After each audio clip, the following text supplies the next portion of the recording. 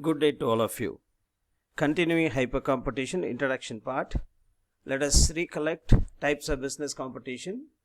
One is performance competition, where each company does its best to win the hearts and minds of the customers. And second one is head-to-head competition, where company will seek not only to perform better than its opponents, but also try to prevent competition from performing well. I think last class we discussed about the advertising war between Pepsi and Coke. Nothing official about versus official about it. Now let us see the third form of competition, that is predatory competition. What this predatory competition? Predatory competition, it assures the company to be in the top position. How? By two ways. It is single way. One is buy out smaller competitors or make difficult for the companies to stay in business. Take the case of Walmart. If Walmart comes to India, what would happen? India is a nation of shopkeepers, crowded with kirana shops, mom and pop shops, street and shops, whatnot, petty shops. Say if it comes to India, then why is it regulation of foreign direct regulation put out by government? It is all to protect the interest of our own indigenous retailers. Otherwise, Walmart would eat away all the small kirana shops another way. To an extent, what Reliance does in every business it venture upon is also a predatory competition. I think with this, let us go down to understand a new relook on the competition that was given by C.K. Prahalad in the book called Competing for the Future. It was a new look at competition which was given in the year 1994. It was the same year Richard D. Aveni also argued upon the concept of hyper competition. This book title, Competing for the Future, written by the world-renowned strategist and Indian-born Coimbatore Krishna Rao Prahalad, fondly called as C.K. Prahalad. He argued with the tremendous turbulence and the speed with which industries are changing today, you can't just sit around and wait. They need to imagine new markets for tomorrow and to build new core competencies that will give them advantage in those markets. If you are not willing to change and to move from where you are today, the opportunities are out there for everyone, but capturing new business opportunities is like shooting flying ducks. You can't do it with a fixed guns position. This is a new look at a competition. And he also says what today's business schools are teaching are for yesterday's market. What is the use of it? Probably these two, C.K. Prahalad and Gary Hamel, must have focused on or put their finger towards hyper competition. What is this hyper competition? The word hyper competition. I think all of you know the meaning of the word called hyper. What is the meaning? It is extreme. Hyper means extreme. So, it is simple words. It is an extreme form of competition. Just self-realize yourself. You are all living in hyper competitive world. Not your dad, not your granddad lived in it. Your dad probably must have finished his PUC. He got a government job, a peaceful, secured government job. When I passed out my 12th standard in the year 1992, my total was hardly around 912. In those days, 1,000 was a dream affair. 1,000 plus is a dream affair. I was very proud saying I am 912. Whereas today, when I ask boys here and there, what is your marks in 12th standard? He says 1100, and probably most of you are sitting here might also say the same thing. Might be 1000 plus. It's very common today. What do you think of this?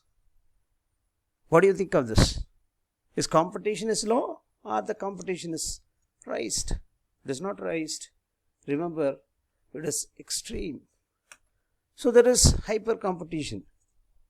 So what this hyper competition hints about, from microchip company to corn chip company to a software company to a soft drink company, packaged goods to a packaged delivery services, the type of competition in the industry have changed from slow moving, stable to intense and rapid moves in which competitors strike quickly, arrogantly, with unexpected, unconventional moves of competing. So what this hyper competition technically knows? Now we have seen it is extreme form of competition, and this introduction also said it is an arrogant move towards competitors. So what this hyper competition means?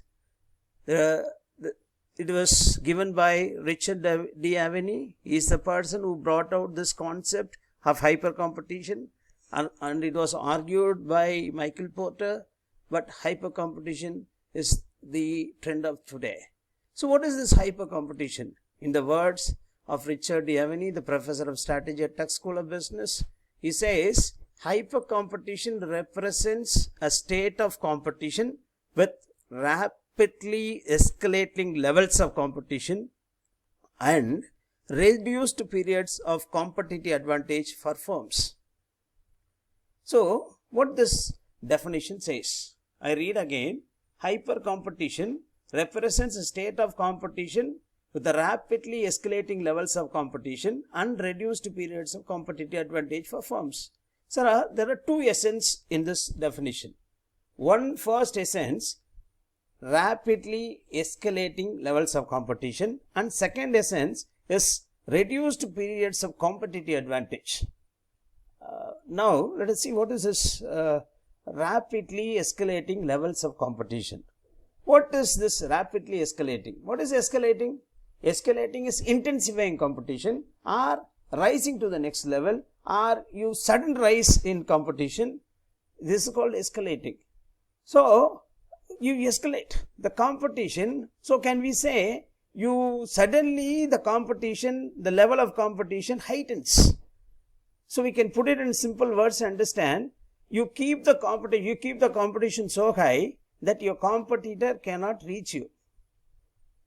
Keep the competition so high that your competitor cannot reach you. You have suddenly raised the level of competition. How will your competitor?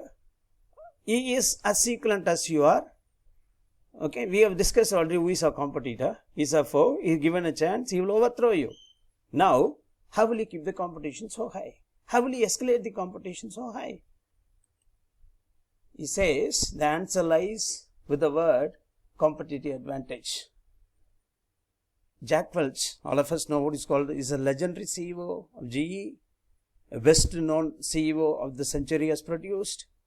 Jack Welch says, if you don't have competitive advantage, he says, don't compete. Don't compete at all. I also recollect, let us also pay tribute to him.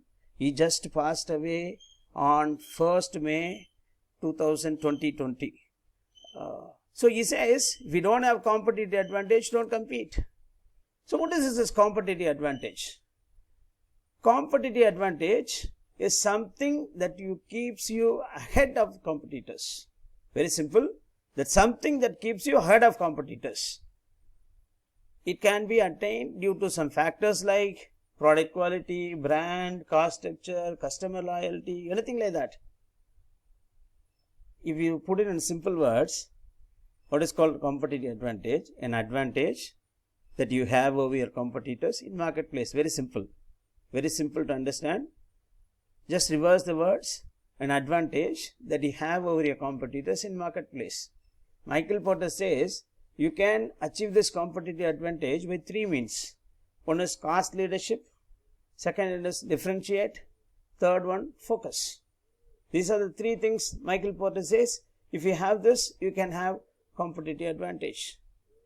Now, what is this rapidly escalation of competition and shortening the life of competitive advantage? That is hyper competition.